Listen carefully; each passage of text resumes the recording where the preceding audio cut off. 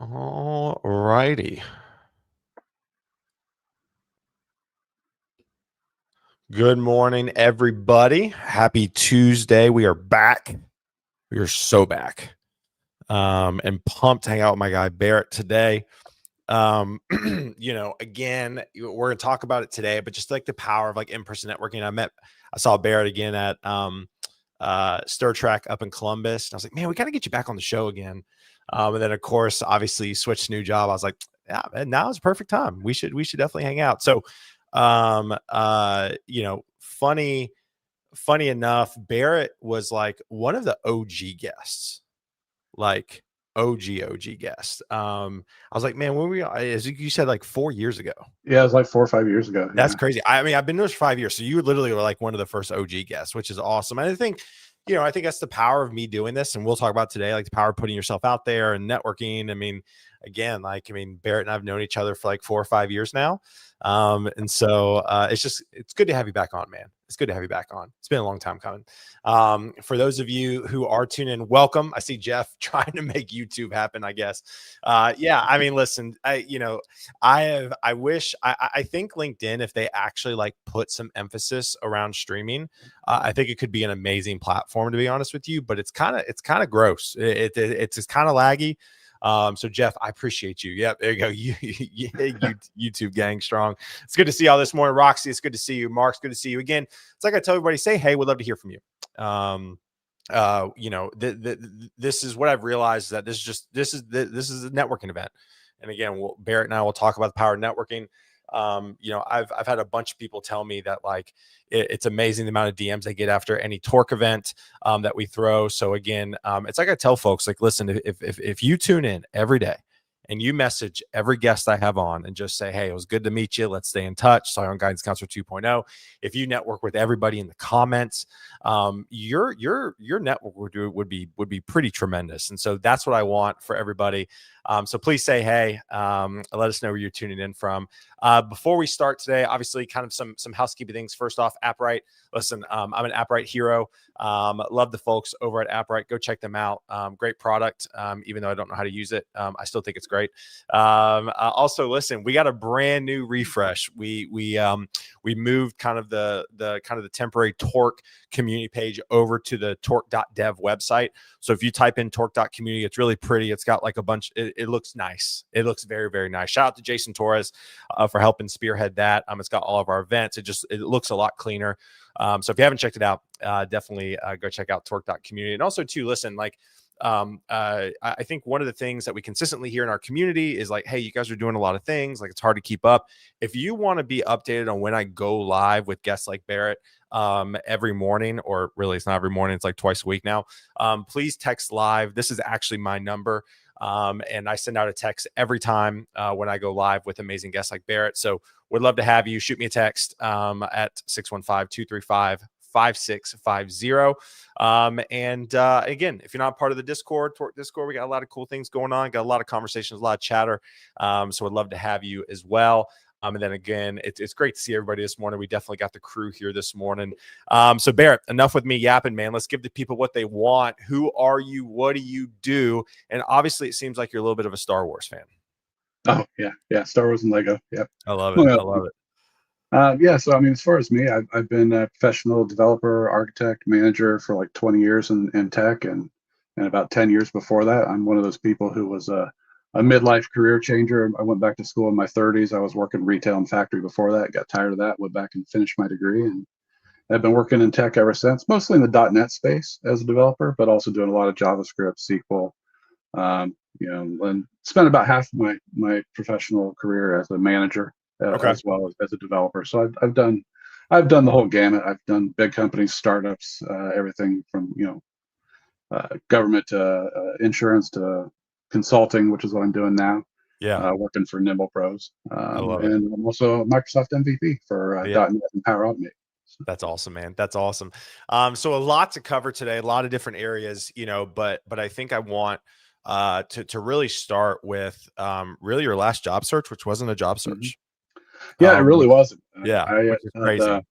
I'd been working for a company, it is a huge consulting company for a couple of years, and wasn't real happy with the work that I was doing there and who the client was. And I mean, I like the people, I like the project, or project in general, just not the client and what I was Yeah, doing. So I was kind of starting to feel around for things to see if maybe there might be a better spot for me, and kind of keeping my eyes open. And somebody that I had been connected with in the community for quite a few years now, Saduki, she had posted that they were looking for somebody for Nibble Pros, and I've known, not personally, but I've known Ardiles in the community for sure. probably going on 10, 15 years.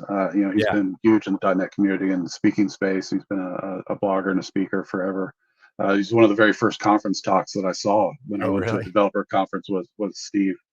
And so I was familiar with his work and his company. And I'm like, hey, that's the kind of people I want to work for. So I Yeah. sent a message over. She's like, sure, shoot over your resume. And really, because I've also been involved in the community, speaking a lot, blogging, posting videos and things like that, they were somewhat familiar with me.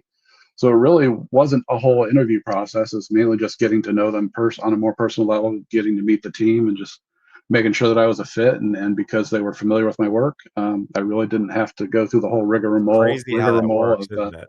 It's tech crazy how interview that or works. anything like that. So Yeah. they said, hey, we like you, we want to bring you on, and there's just a matter of finding the right client for me to work for them. I love it. That's so cool. Uh, That's so cool. Obviously, Emre coming up with the heavy hitting questions. Favorite Lego set you built? oh wow, I've got a lot of favorites to be honest. The one you probably can't really see it here. It's uh right there is the Galaxy Explorer. Yeah. That's the new one. That's the very first the very first big Lego set that I got as a kid was the original Galaxy Explorer back in the late '70s, early '80s. I Okay. don't remember exactly when it was. Okay. My parents got it for me for Christmas one year, and I loved that. And I was so sad when I got lost, and when Lego released that set again last year, I'm like, oh, I've got to have that. I That's was like awesome. one of the first in line to get it. So That's yeah, awesome. by far my favorite. I love that. I love that. Talk about, and I guess the next heavy hitting question we need to address in the room. Favorite Star Wars movie? Oh, Empire Strikes Back, Okay. definitely. Yeah, you can Okay. see it. I got the Okay. poster up here. Okay. All right. Awesome. I love it. I love it. So all right, let's just talk about I'm trying to figure out how to frame this question, but because there's a different ways to ask this. Like, let's talk about LinkedIn, right? I've seen you on LinkedIn, you're posting on LinkedIn. I feel like you've gotten I see you all the time. Talk about the power of it in your eyes, Uh, because I think the general consent is like LinkedIn's terrible. There's and listen, like it's social media. Like you're gonna have a lot of garbage, but like yeah, talk about it just how it's really helped you. it's as long as you remember what it's for, which is professional connections, Yes. then it's great. You can, yeah, you get a lot of spam from recruiters, you know, Yeah. but if you learn how to filter that out and just kind of ignore it if you're not interested in that kind of stuff, that's fine. But as far as building connections within the professional community and remembering that that is exclusively what it's for, it's not there to post your family photos. It's not there to post your hot takes or what you had for dinner last night. Sure. That's not the purpose of LinkedIn. That's not what you should be using it for. And the people who do that are the people that I quickly ignore and Sure. mute and get rid Yeah. of. Yeah. Yeah. Um, but no, yeah, I mean, it's great for building community. It's great for keeping up on what's going on, especially in the developer community, the technical spaces. Yeah. It's fantastic for that, and keeping up with what companies are doing, keep up with what your fellow developers are doing, what speaking conferences, that kind of stuff. If you learn how to use it that way and keep it with that, then it works great, and it's a great way for building up your relationships in a professional space. How do you build? So I think a lot of people are like they don't know how, like you say build up personal relationships or in the professional space. How do you do that? Right? Because I Yeah, think people are like, all right, I'm on LinkedIn. Now what? there's a few things that I do. So one of them is like you mentioned earlier, for people who come here to GC 2.0. I will every time that I'm on, I will connect with at least two or three people That's that I awesome. wasn't connected with before. I'll send a message, say, "Hey, I saw your comments here, That's on, cool. Taylor's broadcast, Yeah. and just wanted to connect," and that's it. And most of the time they'll accept, and boom, you've added another couple of other people to your connections. Yep. Couple other things that I do is whenever I'm like posting new blog posts, new video posts, I've set up Power Automate to automate posting to LinkedIn. Okay. So every time that I post that, it goes out, looks at my YouTube feed, looks at my blog feed, says, "Hey, Barrett posted something new," runs through this thing and posts it to LinkedIn. So like 90% of what I post to LinkedIn is automated. It's not even me going out and typing Oh, something. for real? It's yeah, it's like I'm watching stuff, I'm watching my own feeds, I'm watching other feeds, and saying, okay, post to that. And then Yeah. the third thing that I do is interacting with people. So every day, not even every day, maybe every couple of days, I'll go in, I'll look at the feed, I'll look for posts of things that people that show up in my feed, things that interest me, things that I like, and I'll respond to. I'll just put a quick sentence. It doesn't even have to be anything like that. I'll click like. Maybe I'll put a reply and say, Yeah. "Hey, that's a really cool point. I like that. Maybe have you thought of this or something like that?" Just a quick sentence, and people will engage with that, and that gets you interacting with other people, and people get to know you that way as well. So Yeah. those are kind of the three biggest things that I do. Absolutely. Tehran comes in here and says, how do you weed out spammy recruiters, real versus fake? It's can be tough sometimes. Eventually you kind of get a feel for which ones are like Yeah. mass postings that you can just ignore. Um, a lot of the times I will specifically look for people that I've worked with before. I've worked with a lot of different recruiters over the years. So if one of Sure. them sends me a message, I'll pay attention to it. For any of the ones that are just kind of out of the blue, it's really obvious to pick out things. For me, for instance, 90% of the messages that I get are about contracts, like 6-month contract. I don't do contracts. Okay. I only work full-time work. I will Yep. not do a contract. I tried that once or twice in my career and got screwed both times. Yep. I will never do that again. So I could ignore those immediately. If I'm feeling nice, I'll send a message back that says, "Hey, I don't do contracts," or I'll Sure. just click the I'll just click the not interested button. Yeah. Yeah. Yeah. Um, but you kind of get a feel after a while for which ones are more authentic. Just kind of give it a quick scan and skim. And if it matches your skill set, if it looks like something that might be interested, then send a message back, say, "Hey, tell me more," kind of thing. Yeah. I think the common misconception is like you have to respond back to everybody. Like I Yeah. feel like a lot of people have that. Like they're like, oh, I need to respond. Like I think part of the reason why folks don't like LinkedIn is the spam that they feel like they have to respond back to. Like, what are your thoughts on that? No, I maybe respond to 10% of Yeah, what I get, if yeah, that. yeah, Uh, yeah, but yeah, they do make it easy too. There's always that not interested button. You just click that, and 5 seconds you're gone. So, yeah. but And I think too for Tehran, I mean, obviously being a recruiter for so long, like a lot of my DMs, a lot of them cut, copy, and paste the message over and over again, right? And so you can kind of tell that. While I did, because you have to scale that, but like my messages were not necessarily like long messages, right? I think a lot of the canned messages I would stay away from, but like for me, I would do one of these things where it's like, hey, like I have this job, let me know if you're interested. I mean, literally it was like 3 sentences. So you can kind of start ferreting that stuff out as well. yeah, I tend to ignore those kinds of messages though, Oh, because there you go. Okay. if you Okay. don't, yeah, if I get a message, if it does not include the details of the job, and if it does not include a salary range in the Interesting. message, I will Okay. ignore it. There you go. There It's you go. not worth my time and effort to go back and say, "Hey, what does this pay? That is true. What are the statistics for this position? What are you looking for? What are the Sure. requirements?" If Yeah. you're not going to include that in your initial message, I don't want to hear it. Yeah. So I love it. I love it. If Roxy comes here, I feel the pressure to respond. Yeah. I mean, listen, like it's okay. You don't have to respond. Me and Barrett are giving you permission, Roxy. You do not need to respond. All of them.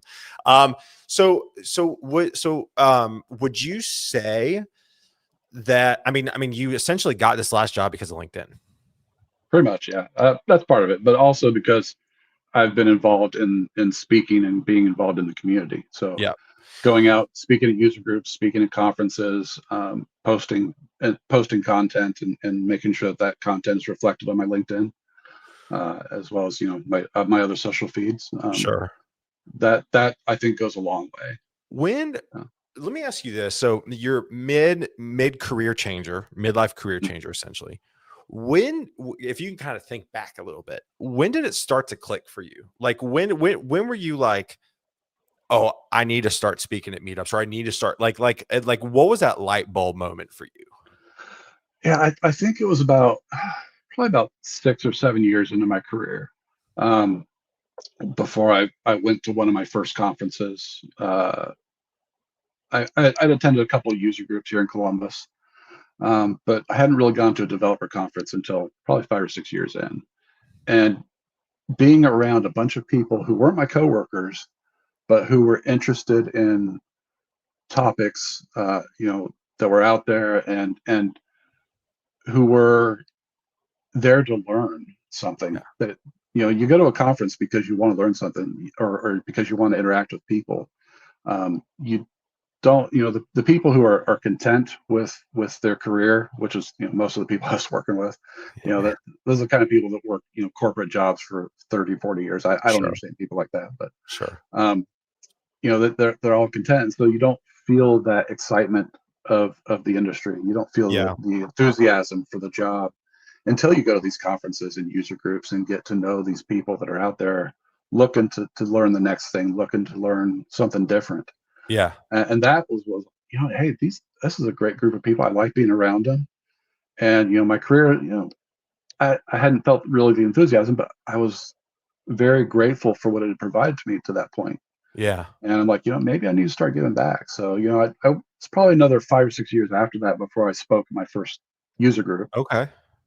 Just because I'm terrified of speaking to people. I'm an introvert at heart. I hate going out amongst the world. I I want to know. stay home all the time. I know. Same. So it Believe it took or me not, another five or same. 6 years. Plus, I've got the huge imposter syndrome. I don't feel like I have, even when I post stuff, even when I go to speak and when I post content, I don't feel like anybody's going to care about Even what I now, as post. a Even Microsoft now. MVP? Oh yeah. Oh yeah. And in fact, Really? the Microsoft MVP, that wasn't even something that I pursued. That was something a couple of people said, hey, you know what? You're involved. You're doing great stuff. You need to do this. Wow. And I'm like, yeah, nobody cares about me. Nobody cares what I have to offer. Yeah. Um, and so, even after that, it took me another year before I even started pursuing the Microsoft MVP, even after people started pushing me at it. I'm like, all right, okay, fine, I'll try it. They're not going to accept me. And they did. Yeah. So That's crazy. How have you overcome your imposter syndrome? Like, is there I, just do it? I mean, is I there just, any yeah, it's special just do sauce? it. I Yeah. force myself to submit stuff. I force myself to write content. I force myself to record videos. And I'm like, uh, nobody's going to care. Even now, I posted something yesterday, and I thought nobody's going to care about what I posted, and I've gotten several messages already about it. So Really? yeah, that's Why do you think, because I mean the people in the chat, I definitely know most of the people, some people are more active than others. Like if you like why do you think everybody should be, do you think everybody should be posting? Do you like what are your thoughts on that? I I don't know that everybody should. Okay. I if it's something, the one of the biggest reasons that I started doing it is like, here's something that I've learned. Maybe somebody will find some use out of it, but it's more by regurgitating that out into content of some sort. It helps me to remember the things that I've learned. I like that. And it's also Yeah. something that's like, hey, this is something I'm sure I'm going to forget again 6 months down the road, a year down the road. And Yeah. I'm going to need that information again. Yeah. So if I put it into a blog post, if I put it into a video, I have something I can go back and easily reference. Sure. And I find that probably at least once a week. Even now, I'll be like, how did I do that again? I'm like, oh yeah, I wrote a blog post about that, and I just go back out to my own blog post and look it up, and like, oh, that's how I do it. Yeah. So yeah, it's also self education, self referencing. I think a lot of people have problems getting started. I think when I, because speaking about putting yourself out there and creating content, I think the word creating content freaks a lot of people out. Can you talk about just like you're not really creating, you're just kind of documenting what you're doing. Can you Yeah, can exactly. you talk about that? Yeah, I mean, that is really what it is, especially for me. Is like I said, having something to go back and reference later. So I'm you just it doesn't have to make sense. You just do like a stream of consciousness stuff. Yeah. When I do, especially now, what I'll do a lot of times is I will sit down at the computer, pull up the mic, and just have it record what I'm saying. Like text to speech or Yeah. speech to text. Sorry. Yeah. And just put that into a Word document or a Markdown document, and just go back through and say, okay, I did this and I did this and I did this and this is how I do this, and just speak it out over Yeah. about an hour usually is what it takes, and then I'll go back and I'll say, okay, how do I turn this into something coherent? Yeah. So Yeah. it's really is yeah, it's just documenting it and then go back and clean it up so it looks nice. Let's go back to the meetups. And I like what Roxy said here. Like I gotta say my little treat LinkedIn like a blog experiment definitely helped me. Yeah. I mean, I think here's what I would say is like the bar. I'm gonna try to say this without being mean. Like no one cares. Like no one cares. But then also at the same time, it helps you tremendously. Right. Yeah. Like prime example, right? The job you just got, people have known you and have followed you and you put stuff out. Like I talk about how content is interviewing first round at scale, right? Because like you're putting out things that you're probably going to be asked in the first or second round. And if you can specifically put that out, Mhm. then people are going to see it. Like to me, like there's no negative to it. Thoughts? Like I think it's just a net positive. Yeah, exactly, and that's how I treat it. Is I every single thing that I put out, I always treat it like nobody's going to care. Yeah. And Yeah. Yeah. but I'm doing it for me. I'm doing it for my own benefit, and if other people get benefit, great, and if it helps me find a position, that's even better. Yeah, Um, absolutely. So Taron comes. So you create content for yourself. Yeah, hmm. yeah, yeah, absolutely. I mean, like Barrett's out here posting about things. I mean, what was that post the other day you posted that you didn't think anybody cared about? You got some DMs. What was that about? Do you remember? Oh yeah, I basically I spent this last weekend working with Copilot, just seeing vibe coding since that's a big thing now. Yeah, So basically, I coded a little piece of software entirely by using prompts into really. Copilot in Visual Studio and Yeah, writing almost none of that code myself. And I just wanted to document that just to see where the state of AI assistants are right now. And yeah, and then they're a lot better than they were a year ago, which was the whole point of the content.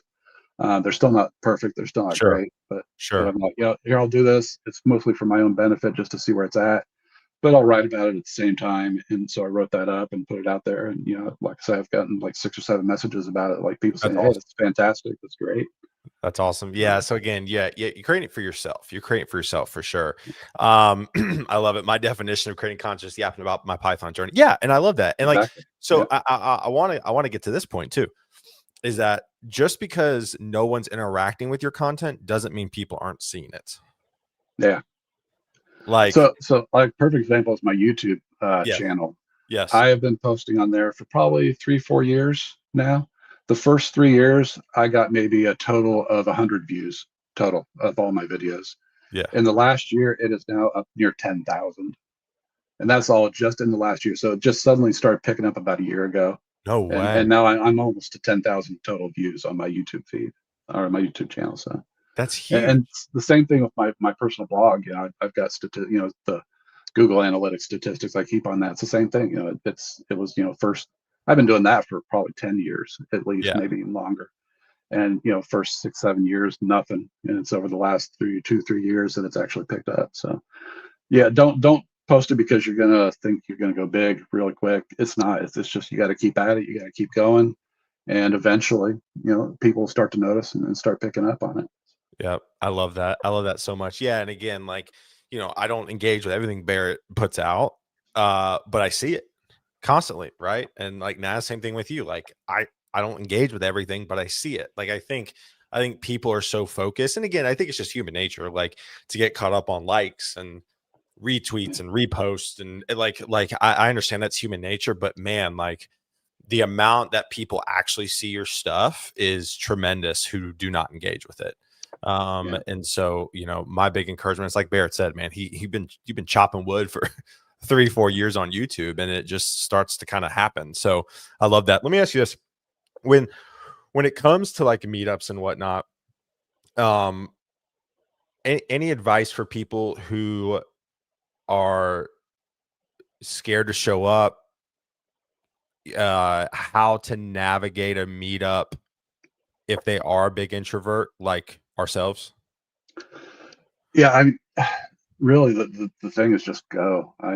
Most of these meetups, I it feel like this really is. entire live so far is just like, you just gotta do it. You just got to. There is, but most of the meetups that are out there, most of the user groups, I've been to groups where there was 3 or 4 people that showed up, and I've been to groups where 60, 70 people showed up. Yeah. Every group is different, and even the same group from month to month, it will be very widely, and you don't have to go with any expectations. Nobody's going to try to force you to participate. Nobody's going to try to involve you if you don't want to be involved. You just go and sit and listen, and enjoy the food, because most of the time they'll have free food. Um, and just if you want to participate. If you don't want to participate, just sit there and listen, and when it's done, get up and leave. It's fine. Nobody's Yeah. gonna think what better or less of you for participating or not participating. So Yeah, I think that's interesting. Is that so? I obviously the advice I was told was coming from a recruiter going to tech meetups to like not be salesy. Like one of the biggest pieces of advice I got from my old mentors, like keep your mouth shut yeah, and like just show up. And so like I did that. I kept my mouth shut. I kept showing up. And then about this was in Raleigh, right? So like the Raleigh.net meetup was like super active. They would do like these small meetups every week where there was like 10 to 15 people. Then they would have like one big one at the Microsoft campus in Raleigh. But like I showed up for the first like 4 to 6 meetups. I didn't say a word. Like I literally actually just showed up, took some notes. I asked questions. Like, I mean, I didn't know anything, but I was asking questions. And then about like the 6th meetup in, I had somebody come up to me and be like, are you a developer? And I was like, boy, do I have a surprise for you. But like, and this conversation is actually on our Torque YouTube. I went live with Leon with 100 devs about like the process of the way people kind of interact with people. Like the first meetup, you don't have to say anything, but just like a head nod or like a hi. And then the second meetup, you're like, oh, I saw you last time. And that helps the conversation. And then by the third time, you guys are like vibing out over whatever. Like I think there's so much pressure put on people to like do something the first time with meetups. yeah, And no, that's just it's actually I want to encourage people to be like, if you go to meetups consistently, there's not a huge pressure to do stuff every time. Thoughts on that? yeah, exactly. Yeah, I mean, yeah, no, most of them. There's no pressure to do anything at all. You could show up every time for 6 years and never say a word, and nobody's going to care. Yeah. You just go enjoy the content. If you want to get to know the people, that's great. Most of the time, they'll say, "Okay, is there anybody who's looking for a job? Raise your hand. Is there anybody who's hiring right now? Raise your hand." Yeah. And then say, "Okay, go talk to each other afterwards if you want." Yeah. So if you're looking for a position, but other than that, that's about as much interaction as you'll get without making Yeah. yourself And for me, interact. I'm kind of curious your thoughts on this. And again, as somebody who, again, I mean, I know I have a persona of being chronically online and like yapping and stuff. Like it still is hard for me to show up to meetups when I don't know people. I Mm, think like some of the biggest piece of advice is like it's kind of like what you said about my show and kind of connecting with 1 to 2 people. I would just connect with the person to the left or right of you. Like whenever I speak, like that's my thing now. It's like, hey, open up your phones, go to LinkedIn, and just connect with the person to the left or right of you, because that's just a great start. Because if you go to meetups, if you go to a monthly meetup and you connect with a few people every single time, like you're going to start building those connections, yeah, even just connecting with the person to the left or right of you. Like yeah, like exactly. I think people uh Jason, I love it. Jason finally chimes in. Shut up, Jason. Um but like again, I think leveraging LinkedIn. I think leveraging LinkedIn, it's like you said, you connect with the person in person, then go to LinkedIn and then just keep up with them, comment, engage. Like that helps tremendously. Yeah, And, yeah, and helps definitely. able to scale yourself. Um Yeah, and I try to do that. I'm probably connected with close to 2,000 people, I think, now on LinkedIn yeah. overall, and obviously that's far too many people to keep in touch with all the time. Yep. But if you just look, like I said, go out, look at your feed every couple of days, and respond to one or two posts, and that's that goes a long, long way. It does. It does. Let's kind of transition to mid-career transition, right? I mean, listen, Yeah, like, I mean, that's big. Talk about your process. Talk about how you got into an industry. I mean, some people would call you old and washed up when you were trying to transition. So how did you overcome that? yeah, I am old, and I was then too. No, so I mean, what happened? I'd gone to school right out of high school. I'd gone to college and spent a couple of years there, and I just didn't fit. I didn't go to class half the time. I didn't work for me. It Yeah, just the whole college thing just didn't work out for me. So I sure. ended up working a couple of factory jobs for a couple of years, and then I worked at retail for like 8 years. And eventually, I just got tired of dealing with people. When you work retail, you get It's bad attitudes about two things. You get a bad attitude about people, and you get a yeah. bad attitude about holidays. Yeah. So Yeah, I for got to the real. point. For Yeah, I real. got to the point. I wouldn't even celebrate Christmas. I'm like, I'll show up Christmas morning to open presents, but don't ask me to decorate or anything like that. Yeah, So yeah. I just got sick of it. So I um, decided, fine. By that point, I was married. I had two kids, and I'm like, I've got to do something with my life. And so, we sold our condo. I moved back in with my parents. Went back to school full time, working full time. A wife and two kids, and it was rough for a couple of years, but Yeah, I'm like, I've got to do this. I've got to make a better life for myself and my family. sure. And so, at 32 or so, I went back to school, and took me a couple of years. But luckily, I had some credits from before that I could apply. So I only had Sure. to go like 3 years to Okay. school to get my degree. Did you go And to I school graduated. for like a tech degree? Yeah, I went the first time I went for computer science before I dropped out. And then when I went back, I went for computer information systems, Okay, cool. which sounded more interesting to me than the science side, because that was more focused on the actual development as opposed to the technology. Sure.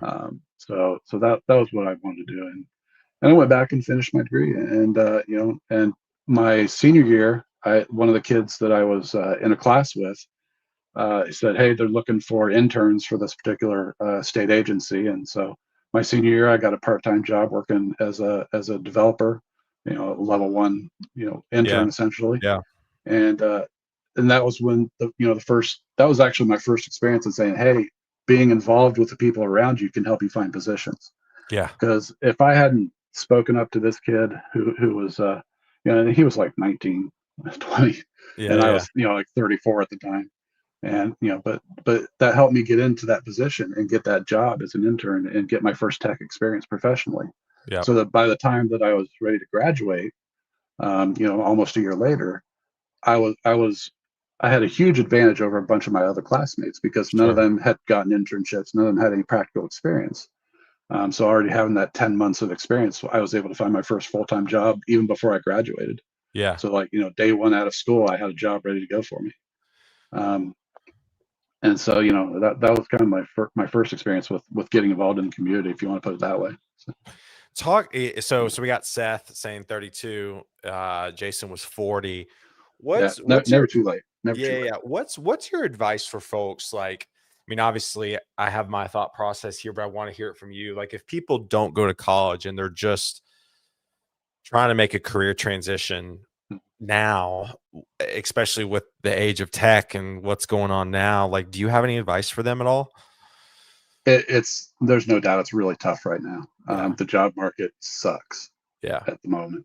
I've over the last 4 or 5 years, I've spent a lot of time mentoring people who are looking to career change into tech, and and honestly, right now, you're going to have an advantage if you have a college degree. Really? You think Just that?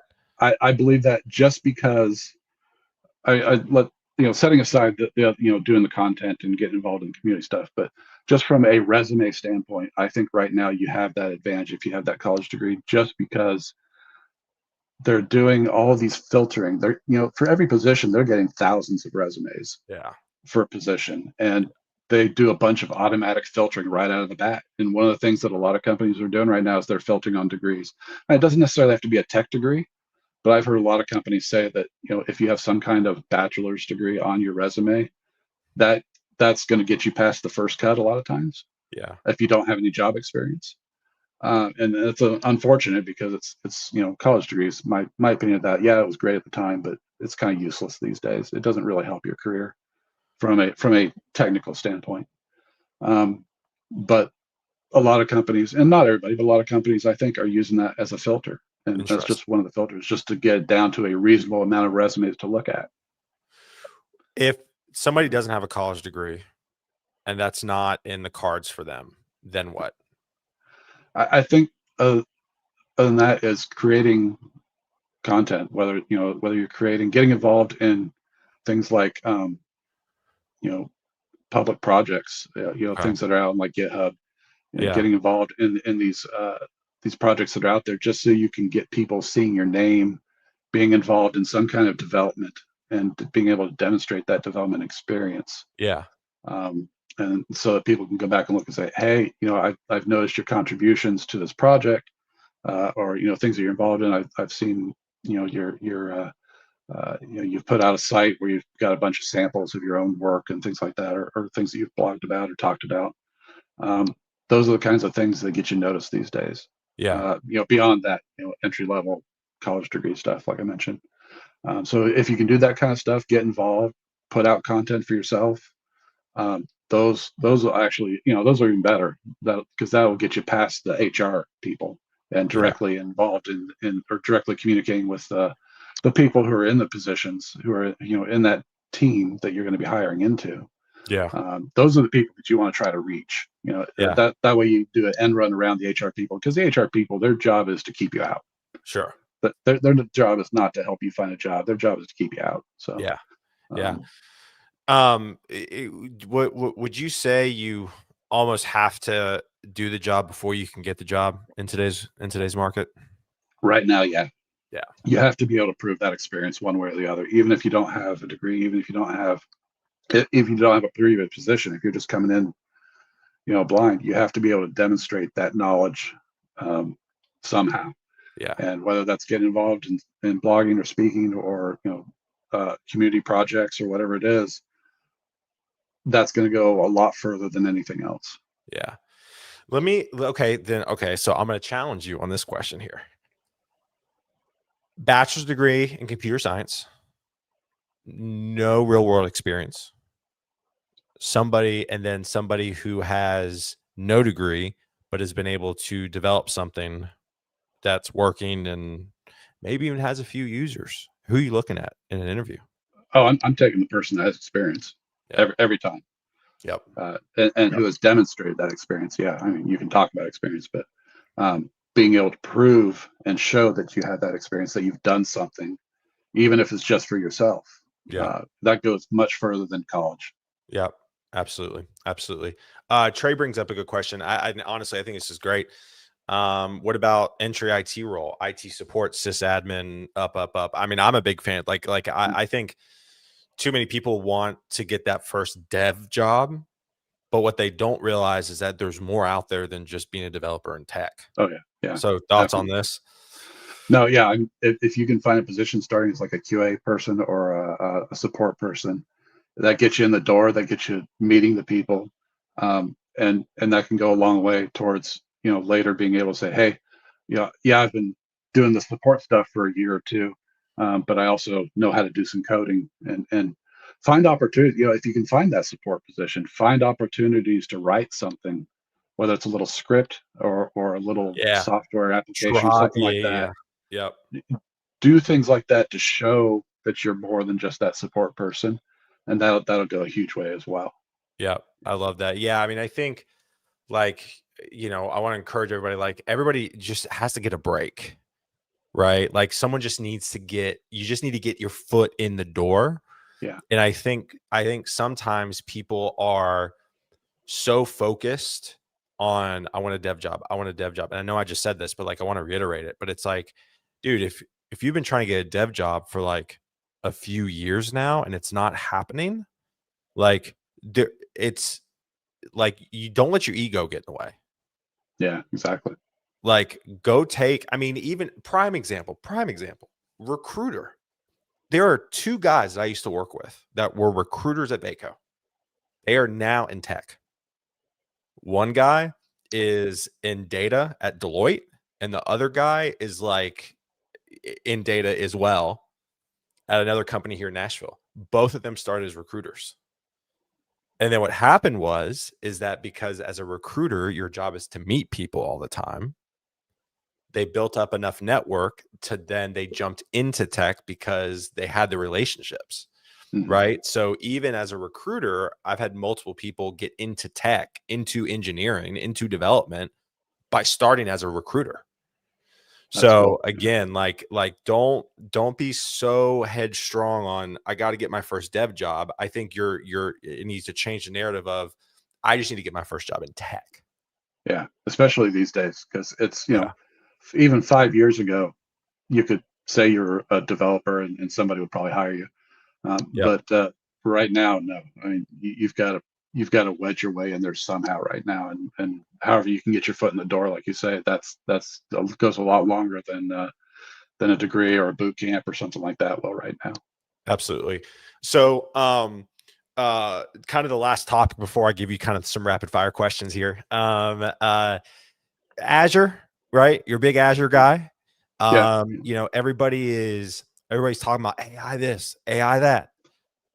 I feel like there's a huge opportunity still for cloud engineering. Can you talk about just the state of cloud engineering, even more so Azure, and just kind of the lay of the land and maybe some tips for folks?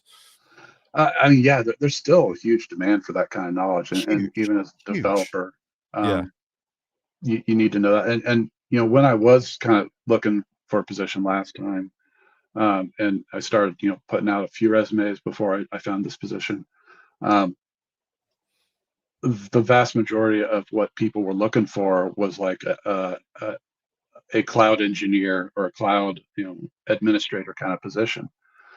So there's still a huge demand for that kind of thing. Getting somebody with that knowledge of how to set up stuff in AWS or Azure or GCP or whatever it might be. Um, there's a lot of demand for that, and that's not something that I specifically wanted to do because I wanted to focus on development. But yeah, that was probably 90% of the responses I got was people looking for those kinds of administrators and engineers. So yeah, How does somebody, so say somebody feels really convicted after this live stream. They're like, I want to do cloud. I want to do yeah. Azure. How does one get involved with Azure? Like what would be kind of some simple steps, or if there is any simple steps? I don't know. Well, one of the great things about Azure is that they let you do a lot of stuff for free. They have Okay. free levels of almost everything, not everything. So you can actually go out there and just create an account and just start going through the documentation, creating stuff. Create a VM, create a virtual network, create an application of some kind. And there's a lot of stuff that you can set up and do for free so that you can get that learning.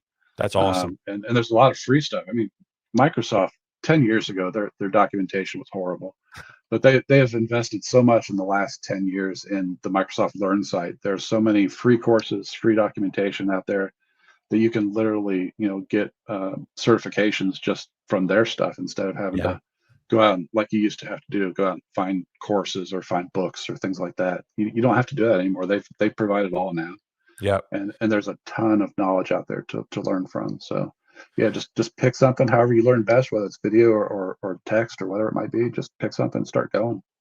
I do think, and you and I chat this backstage, so I want to say this here.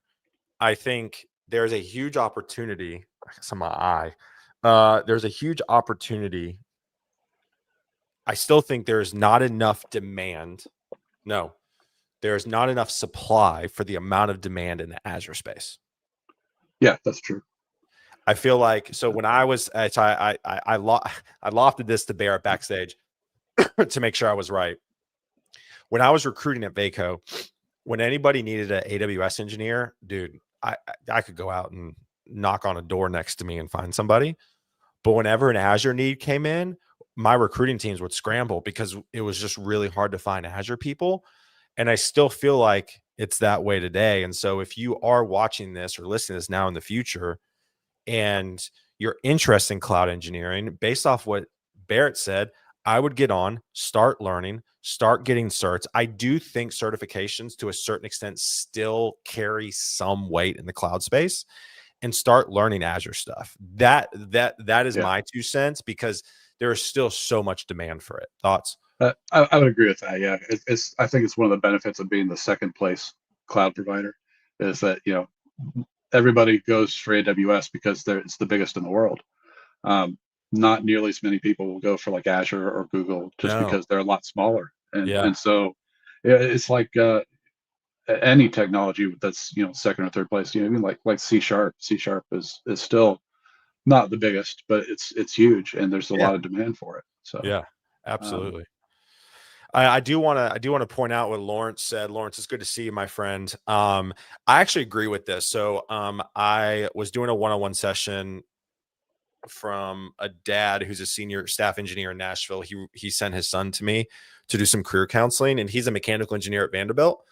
And then me and him were doing some workshopping together, and I ran a mechanical engineering search, or mechanical. So he's going to Vanderbilt. So I ran to try to show him, like, to network with mechanical engineers who graduated from Vanderbilt. A ton of them were in AI now. And I do have to say this, I agree with this. And so something to look at as well. If you listen to this and you're kind of tech adjacent mechanical engineering, like I saw a ton of overlap. I obviously have not dug into this, but this is interesting that Lawrence brought this up when I was just helping a guy who is a senior at Vanderbilt for mechanical engineering. So that's cool. yeah, Azure, GCP, AI, I'm sure all areas. Yeah, 100%, 100%. All right, you ready for some rapid fire? All right. All right, sweet. First off, what is one app or tool that you can't live without right now? Uh, Probably ReSharper. It's What a what's that? it's a tool that JetBrains puts out that helps you write better code. Okay. Is So it a coding agent tool? no, I mean they have their own separate AI stuff, but Okay. it's basically a quality thing. It kind of checks what you're doing, suggests things that's I like, love it. hey, you should write this a little bit differently, kind of thing. So I love it. So you kind of talked about this, but maybe it's a different answer. The very first job you ever got paid to do, what was it? my very first job was as a dishwasher at a Woolworths cafe in the Crazy. mall. That's awesome. I love it. I love it. That Dude, you've last worked it lasted about retail 2 weeks. and the restaurant. I lasted 2 weeks there. So I yeah, love it. I love it. Let me ask you this. Obviously, you are remote right now. yeah. Been trying to figure out how to frame this question better. If you could have your ideal remote on site once a quarter, once a month, or at all, would you like to go into the office, or do you just want Dave, to, or no? Okay. never. Okay. I hate working in the office. Yeah. Yeah, the whole back to office thing, that's ridiculous BS. Yeah. It's Yeah. Yeah. We're all going to go back in the office and sit on Zooms and have calls. yeah, and that's Yeah. exactly how it is. Yeah. Yeah, ReSharper, right? Yes. Yeah. Isn't that That's right? it. Yep. Yeah. Woolworths. Yeah. There is a major chain in South Africa. Actually, there was a Woolworths in Nashville for a bit, but it closed down. Yeah. They've Uh, been gone from Columbus for a long time. I love it. I love it. When you were young Barrett, what did you want to be when you grew up? Uh, the very first thing that I can remember wanting to be was a helicopter pilot for the Army. That's awesome. Sweet. But I got too tall and too blind, and I'm like, they're not going to take me. So, I love it. so that's when I started getting interested in things like engineering, maybe, or an architect or something like that. So, I love it. I love it. Let me ask you this. Have you had a career mistake you're oddly grateful for? yeah, actually, I there there was an experience when I was working for a really big bank, whose name rhymes with itty. But one of the things that I was working on there was an application that would every night it would go through and it would process a bunch of stock trades and bond trades for the day, and then it would move all the actual trades around and then reconcile with the bank accounts to move the money. Hmm. And I did something that I had posted, and that was one of the things where we kind of played fast and loose. So a lot of times we'd do fixes in production and things like that Nice. instead of Nice. That's always a great yeah. idea. Don't ever bank there. Your money's not safe. But anyway, but anyway, So I made a mistake, and something happened, and nothing happened overnight. The whole system went down. None of the money got moved. None of the stocks. And so we got in there in the morning, and we're scrambling to try to fix stuff. And uh, the we were able to fix everything, get everything working. And one of the things that the biggest thing that I learned from that is that my boss at the time, she was fantastic. She had our backs. She supported us. She defended us against the business people who were screaming and yelling, and rightly so, because we'd screwed up. But it taught me a huge amount about leadership and how to be a Mm, leader, and how to defend your people, protect your people, take care of your people. yeah. Uh, because most managers, they'll throw you under the bus in a second Yeah. because they can't manage, Yeah. and that's not what a leader does. And Yeah. and so that she taught me a huge amount, and I think that's probably one of the biggest screw ups that I'm grateful for. That's awesome. I love that. Real quick, I have two more questions, but I want to go to this. What Azure certs do you think are worth pursuing? I mean, I think the first one to get involved in is the AZ 900, which is kind Okay. of like the base level Azure general knowledge kind of cert. Start with that one, get that one first, and then figure out what kind of specialties you want to go into, because there are probably like 20 or 30 different specialty Yeah. certifications in Azure, Yeah. whether it's data or AI or whatever it might be. But the AZ 900 is that general knowledge learning about Azure, and so I always recommend everybody start with that one. I love it. That's awesome. A few more questions. If you weren't in tech, I would tell you tomorrow that you can't be in tech anymore. You can't develop. What hobby would you pursue? And I would pay you the same amount of money. Uh, wow. I would build Legos professionally. There you go. I love it. I love it. Let me ask you this. I always ask, are we a coffee or tea drinker? Neither. Diet Pepsi. You're kidding me. We have another Pepsi. That is Yeah. wild. That I, is I wild. have You and Pat I've Clark, dude. never You and Pat never Clark. had That tea, is never had coffee. I don't crazy. like it. Yeah. It's become a lore in the Torque Discord with Pepsi. Yeah. So that's amazing that we have another Pepsi person. I love it. All right, last question, man. Again, thanks for hanging out with me today. If everybody showed up, thank you so much. I got to bounce a little early, but show's called Guidance Counselor 2.0 because we had guidance counselors in middle school, high school, and college, but now as adults we don't have them. What would be your biggest piece of career advice to young Barrett? Uh, get involved earlier. You Really? be part of the community. Yeah. It's been good to me, and I've tried to be good back to it. And Yeah. and those are the people that I have the greatest respect for, is the people who will raise up and support the other people around them. Yeah. Um, The so comments yeah, are get involved. the comments about the Yeah, Jason. Yeah, whatever. I love it. I love it. Well, y'all go connect with Barrett. Barrett, stay on so I can say bye to you backstage. But y'all Yeah, have a great one. It's a great conversation. It's awesome comments that they really love to say. If you did like it, obviously, like I always say, share it on LinkedIn for folks who may need it. And Barrett, I appreciate you. Appreciate your friendship. And yeah. Thank you, everyone. we'll be live tomorrow, different time. 8 a.m. is gonna be early. I'm going live with my guy Aaron Harmon. He is a heck of a recruiter. Used to work at Tesla, hiring like mechanical engineers type of thing, like car engineers, and then now is at a drone company out of Huntsville. He's hired like hundreds and hundreds and hundreds of people at this point. So give me a great conversation on how to navigate kind of what Barrett was saying, like the HR internal side of things. So see y'all tomorrow morning, 8 a.m. Central. Barrett, thank you, my friend. Thank you. And we'll see y'all tomorrow. Peace.